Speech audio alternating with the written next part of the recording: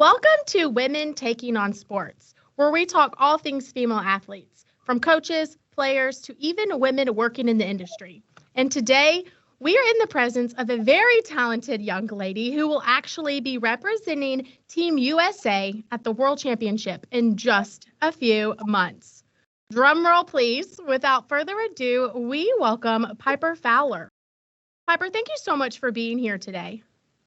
Thank you for having me. You are so welcome. So, my first question for you is I've got to ask, out of all of the sports, why did you choose such a tough sport like wrestling?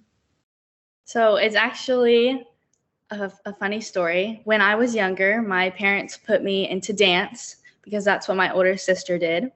And I have a twin brother that they put in wrestling, like my other older brothers. And I hated dance when I was in dance. And my brother would come home saying how much fun he had at wrestling practice. And so I told my parents, I was like, I want to do that. I want to wrestle. And they were like, yeah, no, absolutely not. And I was like, no, I really want to wrestle, please. And they were like, okay, we'll take you to this wrestling camp. And they were thinking that they would take me and I would hate it and not want to do it and give up on it. But I went and I loved it. And all the coaches were telling my parents that I was surprisingly good at it for whatever reason and that I could be put in it. So I started wrestling. Well, good for you. And how old were you when you started doing that? I think I was about 4 or 5. Oh, wow. Okay. So, how long have you been wrestling for Cleveland High School? I moved here to Cleveland in 7th grade. And then my freshman year, we started the girls team so that I could be a part of a team here because they had never had a girls team before. So yeah, we created Oh, wow. Okay, so that was my next question. So was your involvement with wrestling the reason why Cleveland High School developed a female wrestling team? Yes, when I first moved here, there was no girls here. And I was competing with the guys, but once you get into high school, a lot of things change and it becomes harder for women to compete in men divisions. So, and Tennessee has rules and stuff like that. So me and Coach Boskin tried to get girls to come out and start wrestling, and girls came out. We ended up being able to fill a full team our first year and making it to state, placing 3rd in state, and then our second year, which was this year, winning state. So wow, well, congratulations on that win. Thank So you. when did you realize that you were better than the average wrestler? Well, I always competed with guys, and as a female athlete, a lot of females just competed against females.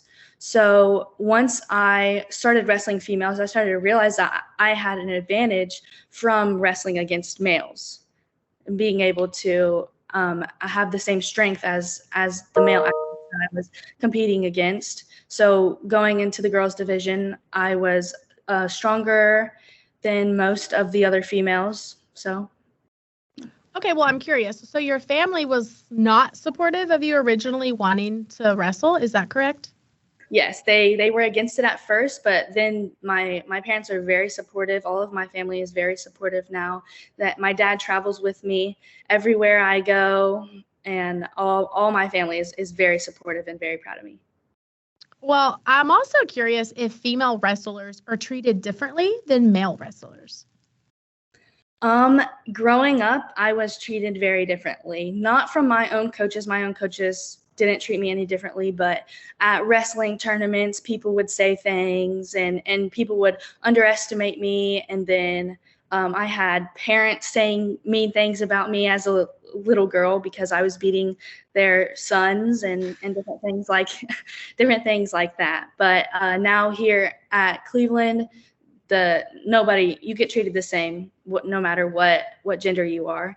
And having a team now, a female team that has my back also helps with that now.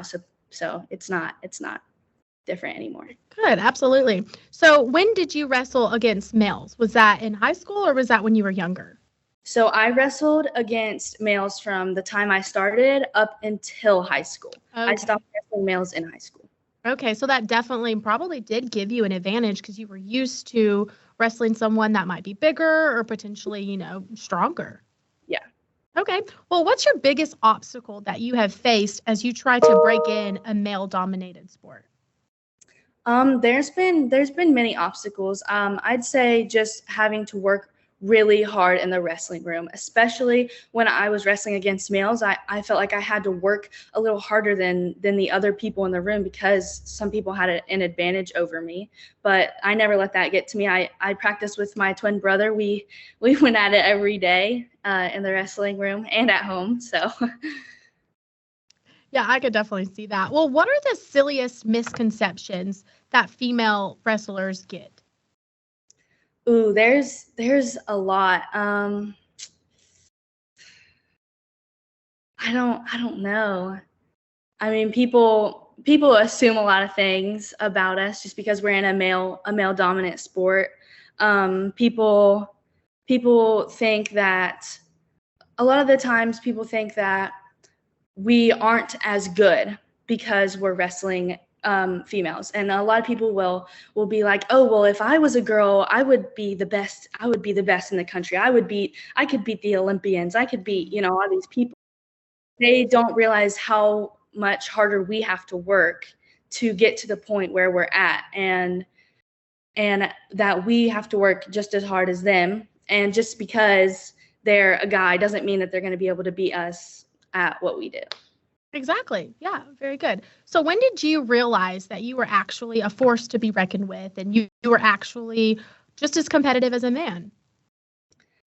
I'd say when I got into middle school, and I was wrestling guys, and a lot of people were really shocked at the fact that I was there, because a lot of times I was the only female there, and I was winning everything. I was beating all the guys, and that people weren't used to that. People weren't used to seeing that, and people would come up and tell me it was just normal for me, and I didn't see anything different with that. But other people had never seen anything like that, and they would come up and talk to me and tell me that, all this stuff. So, yeah. Exactly. Well, let's switch gears a little bit and talk about. I mean, this is the first time anyone in history of Tennessee girls wrestling is actually this type of magnitude of an accomplishment. So, what does something like this mean to you to participate in the USA Games? It's an honor to be able to represent my country. There's many Tennessee wrestlers, women wrestlers, that have done many incredible things and have been amazing athletes and went on to accomplish a lot.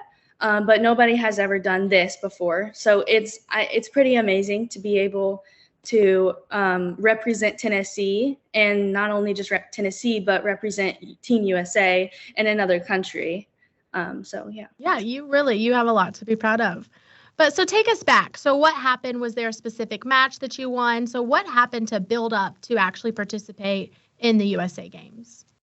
So we had world team trials, and I was wrestling U17, 73 kilograms. So I was wrestling females that were 16 and 17 and weighed the same as me. The best females in all over the country. So there's females from all over the country that I was wrestling. And in the finals, it was 2 out of 3. I ended up winning two matches, so I won the US spot. Wow, okay, great. So are you more nervous or excited about competing? I'd say it's a little bit of both. It's really exciting to be able to represent USA.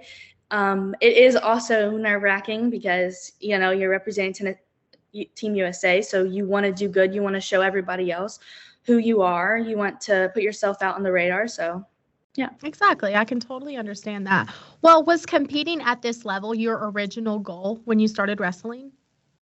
Yes, I have had many big goals, but I've also had many setbacks and things that where I've doubted myself, other people have doubted me. So it's just incredible to be able to reach this point, because it's a dream that I've always had. So, yeah. Yeah. So, if you could tell a female thinking about getting involved in wrestling any advice, what would you tell her? Oh, do it. It'll be the best experience you have. Don't let anybody tell you what you can or can't do. Don't let anybody hold you back. Just have fun. And I'm sure, did you get positive reinforcement and encouragement when you decided to take it serious? Yes, definitely. Well, good. So the last question I have for you, Piper, is there anything else that you would like people to know about your experience wrestling and your involvement in the USA Games?